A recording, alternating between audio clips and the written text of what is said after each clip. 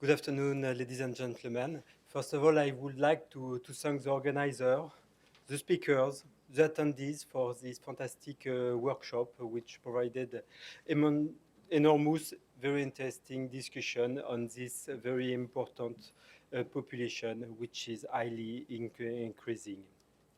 Over these almost 2 days, I have heard two very important points. The older population represents a large and an heterogeneous group. And again, it is increasing and it is therefore a priority. The second point is that we have some data, but do we use them as best to provide information to healthcare professionals and patients, which is perhaps the more important aspect, to provide the knowledge that we have to the users. I have just heard that it doesn't seem that we succeed for the time being in providing this information. Perhaps that we may have a look whether our tool allow to provide this information.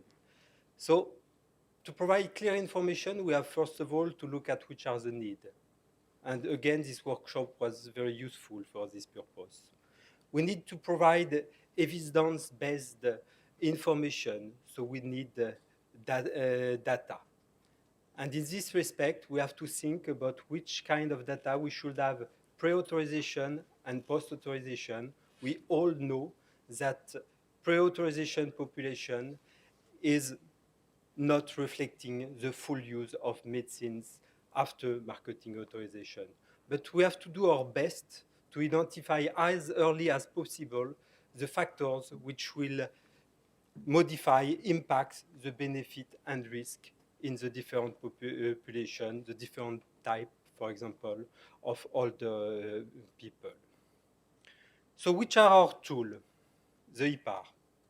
Indeed, it's quite a very large document that is possibly difficult to read by any kind of healthcare professional. Nevertheless, it should provide full transparent information describing all the information that we have, including the limitation, the data which are missing, the risk management plan which is required to fulfill this missing information. In fact, I will also start with this IPAR, because even if it is not read by everybody, it's a case step for the preparation of the information to user, like the summary of product characteristic, which should provide clear information for the safe and effective use to the user. An important aspect is also to know which is the place of this document. Are they hardly used by any healthcare professional? The IPAR, the answer is no. The SMPC, do they read it? We may question. Some may say that it is never read. But in fact, if we look at the flow of source of information to healthcare professional, I am sure that this SMPC is the key source of information to more practical daily information like book on medicine or nowadays electronic prescribing information. And we should also remember that the SMPC is a legal document.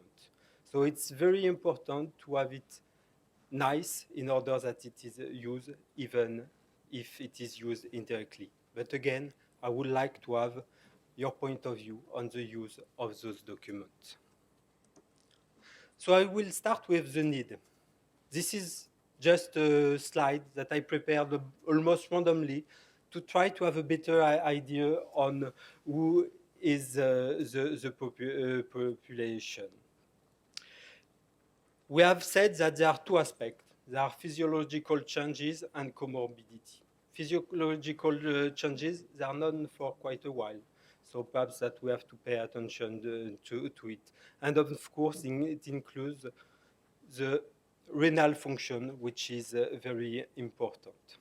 Afterward, I try to find some prevalence of frequent disease in elderly population. Of course, you have the cardiovascular disease, which the prevalence is quite high, about 25%. We have also a high prevalence regarding diabetes, which continue to increase, which start quite early and increase over the years, reaching a kind of plateau at 40% around 75. Another disease that we have not talked a lot today is arthritis. Arthritis, I find it quite interesting because the prevalence is very high, and also it starts very early. So where is the limit between adult, young adult, and older person? Regarding dementia, we talk about a lot. I will say that we have still some time. The high prevalence which happen at a quite high age. The last figure represents the prevalence of cancer. There is an obvious increase in the prevalence between age. But what is interesting to see is that overall the prevalence is lower than other diseases, probably unfortunately because they are life-threatening disease. So how to reflect all those data? Again, the first point is to collect data. Those data, we will reflect all of them in our European Public Assessment report, which summarize all the data, discuss them, and explain on this ground the recommendation of the regulatory authorities.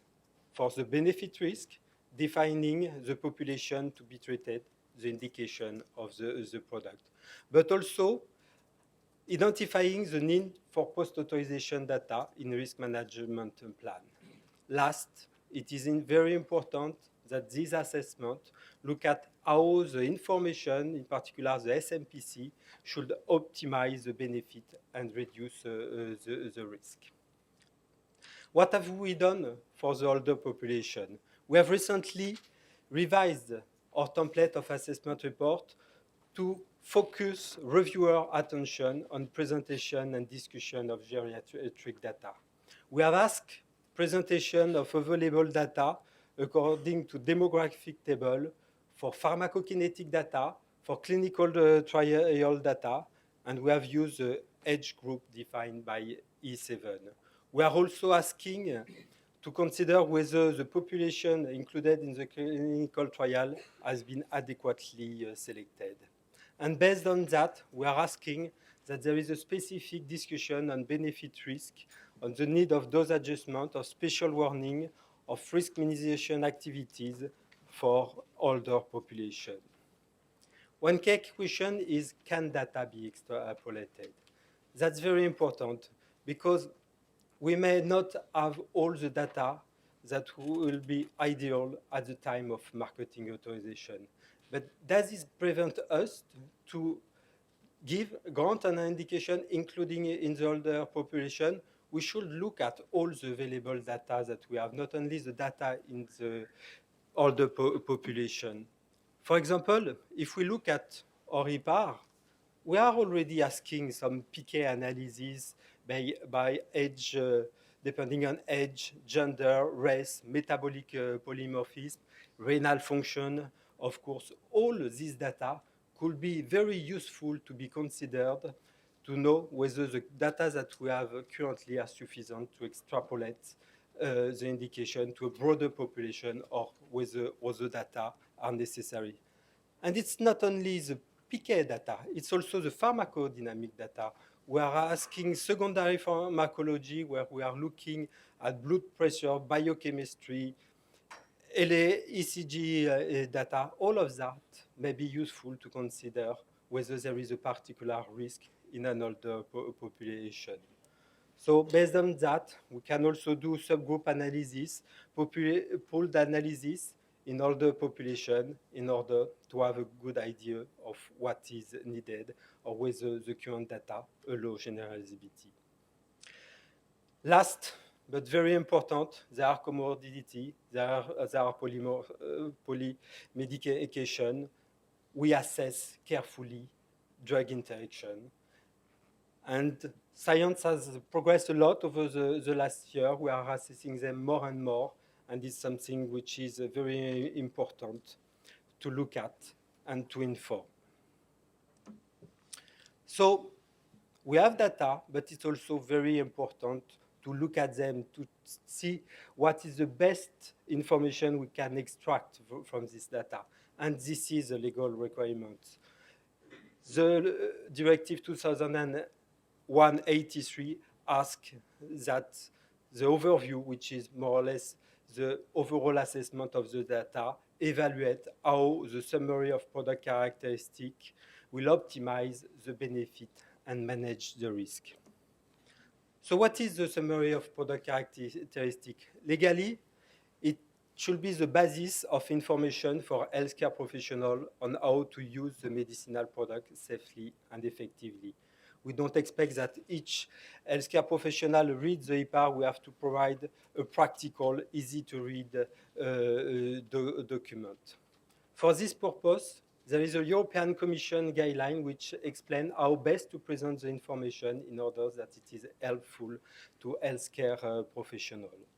It has been recently revised, mainly driven by the pediatric regulation, in order to accommodate more information on pediatry.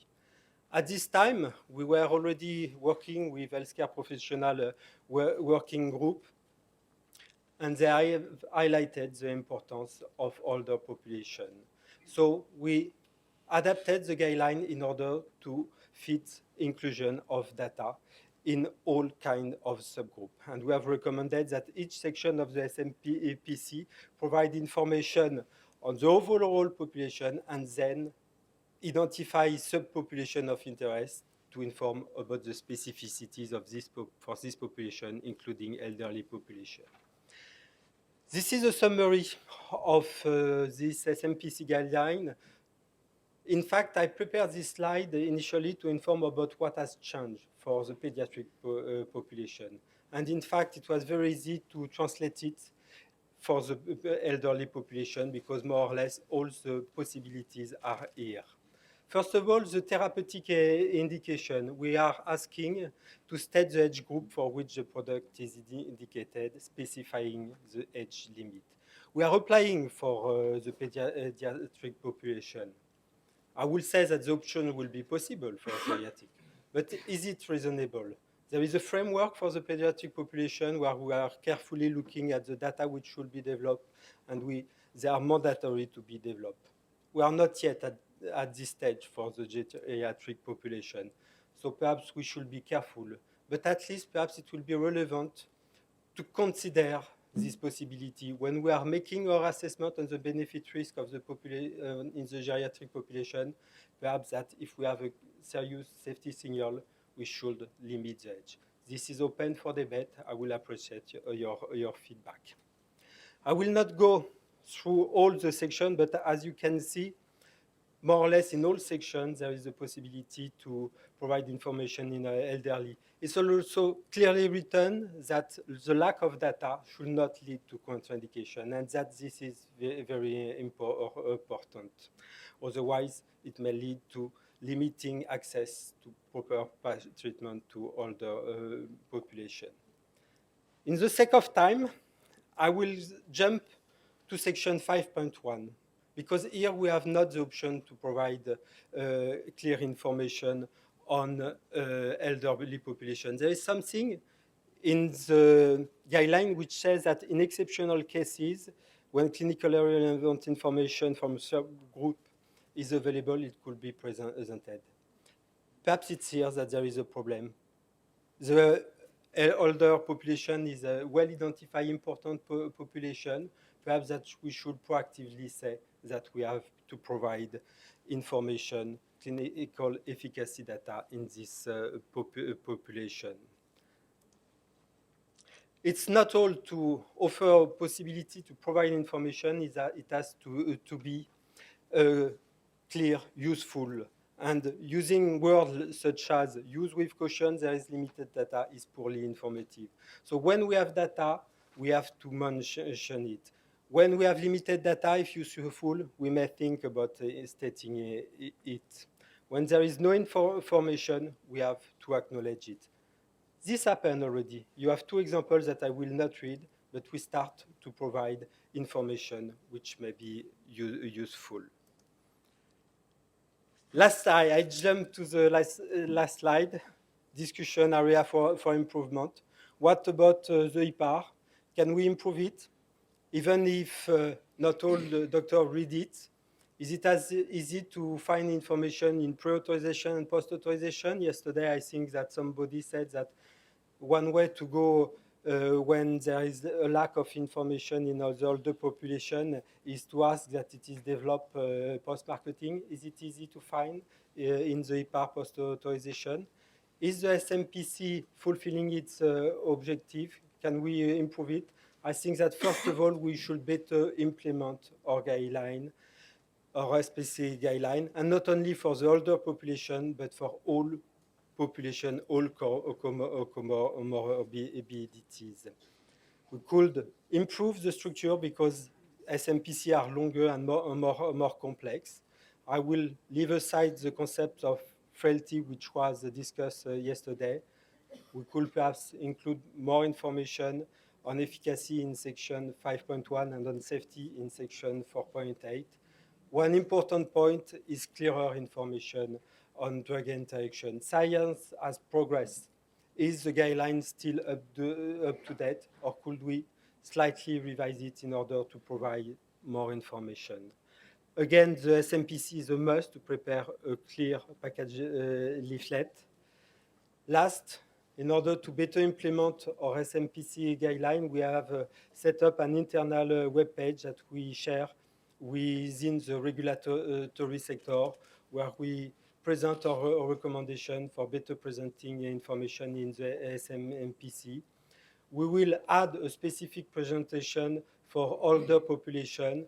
And last, we intend to make it public in order to share this information with pharmaceutical industry who is drafting the SMPC, but also to help healthcare professionals to better know the SMPC and where to find the information. Thank you very much. I'm sorry if I have been a little bit long.